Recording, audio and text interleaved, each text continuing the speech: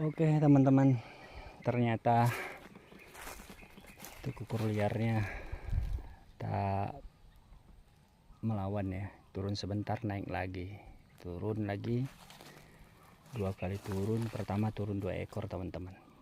Ini pikatnya sudah kita masukkan ke dalam catok ya. Turun yang kedua sebentar aja menguku, udah lari dia ke sini teman-teman. Nah, tadi di sini raciknya, di sini dia belum pas di teracik turunnya tadi, tahu-tahu lari ke sini teman-teman. Karena kita sudah sore teman-teman, jadi kita putuskan untuk pulang aja teman-teman.